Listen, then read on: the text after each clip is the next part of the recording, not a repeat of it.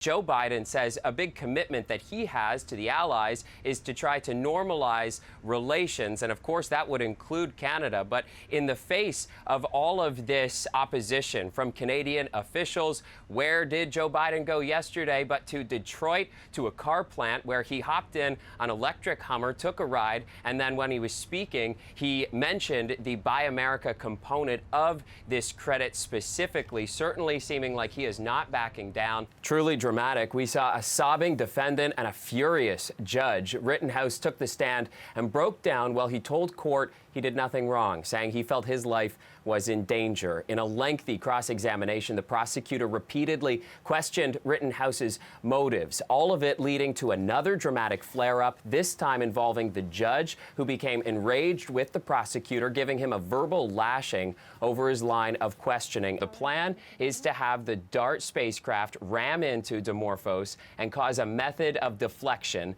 that's known as kinetic impact, basically a nudge to throw it off course. Suhanna. It sounds like a movie. You know, now one planet strikes back. I'm waiting for Ryan Reynolds and Will Smith and Tom Cruise to come out with an ad.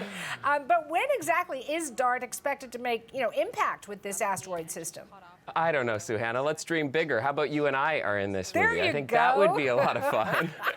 But it's going to take quite a while. This really has a to-be-continued feeling to it because DART is going to be traveling just outside Earth's orbit until, get this, the end of September next year. And that's when Didymos and Dimorphos are going to be within striking distance. But it's clear that as prices are steadily chipping away at Americans' buying power, they may also be having a hand in chipping away at Biden's approval rating. And specifically, we're talking about his approval rating when it comes to handling the economy. Polls are showing that 40% of Americans are now approving of his handling of the economy. And news of the spike in inflation also hit Wall Street today, especially when you consider the U.S. relationship with China deteriorated substantially under former President Trump and a chaotic and unpredictable foreign agenda that included a hostile trade war with China. Some analysts here in America are saying that Biden needs to demonstrate how different his leadership is, show he can normalize relations with other world leaders like President Xi,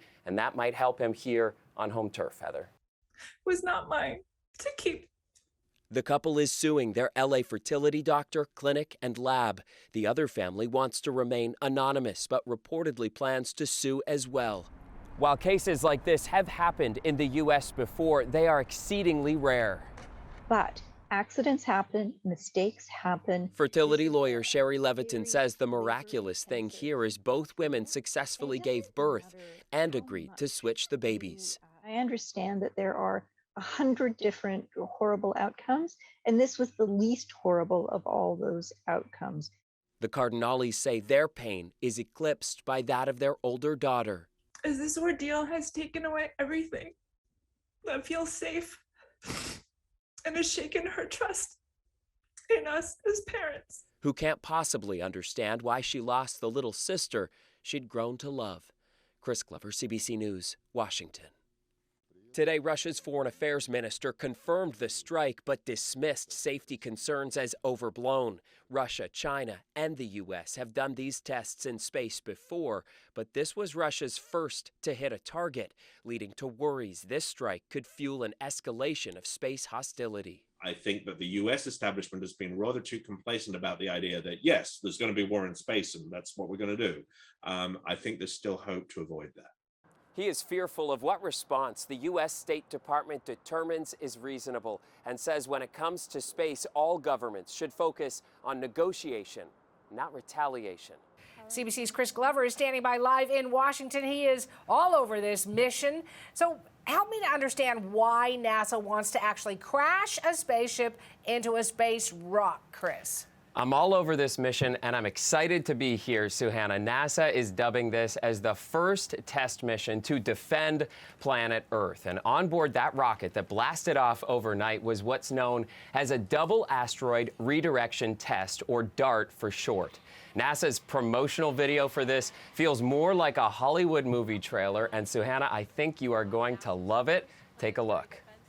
In a galaxy where asteroids have pummeled planets for billions of years. There is expected to be a bit more tension, especially for Trudeau and for Biden when it comes to Line 5. Now, that is the Enbridge pipeline that goes from the top of Lake Superior through Michigan and over to Sarnia. Michigan wants that pipeline shut down, but Justin Trudeau says that it is critically important to Canada's economy. So you can expect that in the White House today, Justin Trudeau is going to raise that issue with Joe Biden. Now, the U.S. administration officials were not telling us, not hinting to us exactly what Joe Biden might say. However, they did say that Justin Trudeau and Joe Biden have a, quote, excellent relationship, and Joe Biden is looking forward to discussing any of the topics that our Prime Minister is ready to bring up. John. And a lot for us to look forward to as well. Thanks for this, Chris. Thank you. CBC's Chris Glover, live outside the White House.